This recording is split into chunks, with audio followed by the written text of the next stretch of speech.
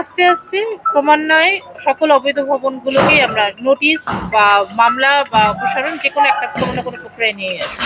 আমরা চাই যে বাংলাদেশের মানুষজন আইনের প্রতি শ্রদ্ধাশীল হয়ে আইন ফলো করে তারা যেন ভবন নির্মাণ করে।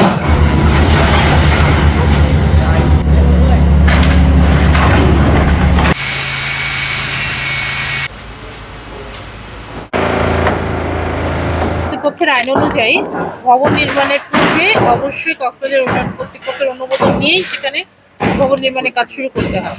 তো এইখানকার যে ভবন আজকে যেটাতে অভিযান চলছে, কিছুদিন পূর্বেও আমরা এই কারণেই অভিযান চালিয়েছিলাম যে এটা একটা অনুমোদনবিহীনভাবে তৈরি একটি ভবন, এবং তাদেরকে বলা হয়েছিল যে তারা যেন মানে অনুমোদনের জন্য পর্যাপ্ত আইন কানুন মেনে কাজ করার অনুমোদন দেওয়ার পরে শুরু করে।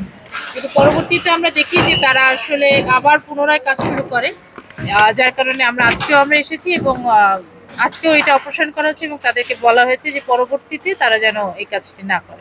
চ্যালেঞ্জিং ওরকম না, একজন এখানে ছিলেন যারা সম্ভবত ভবন মালিক পক্ষের একজন কেউ হবেন, উনি একটু রিকোয়েস্ট করছিলেন, পরে আমরা বলেছি যে না, আইনের মধ্যে চলবে, তখন উনি চলে যান আর কি। আমরা এক এক করে ক্রমান্বয়ে সবই হবে। আমরা আসলে আমাদের যে লোকবল বা বাজেট, তার মধ্যে থেকে আমাদের কাজ করতে হয়, ফলে আমরা যেই গতিতে যেতে চাই অনেক সময় সেটা পারি না। তবে আস্তে আস্তে ক্রমান্বয়ে সকল অবৈধ ভবনগুলোকেই আমরা নোটিশ বা মামলা বা অপসারণ যে কোনো একটা কোনো না কোনো প্রক্রিয়ায় নিয়ে আসবো।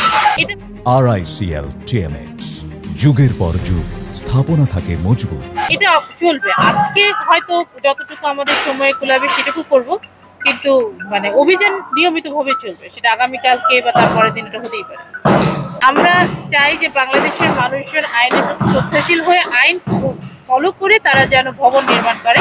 এটুকুই আসলে মূলত আমাদের সকল জনগণের প্রতি বার্তা, যে তারা এত টাকা ইনভেস্ট করছে সেটা যেন প্রথমে অনুমোদনটা নিয়ে যদি করতো তাহলে তার সে অর্থে অপচয় হতো না, বা আমাদেরকেও আসলে এই ইয়েটা দিতে হতো না। এটা যেন সবাই একটু মেনে চলেন, এটাই আসলে আমরা আশা করছি। আমি তথ্যটা নিয়েছি, এখন আমি আমাদের যে সংশ্লিষ্ট শাখা রয়েছে সেই শাখায় তথ্যটা দিয়ে বিষয়টা আসলে জেনে তারপরে আমি আসলে মন্তব্য করতে পারবো, তার আগে আসলে বলতে পারছি না।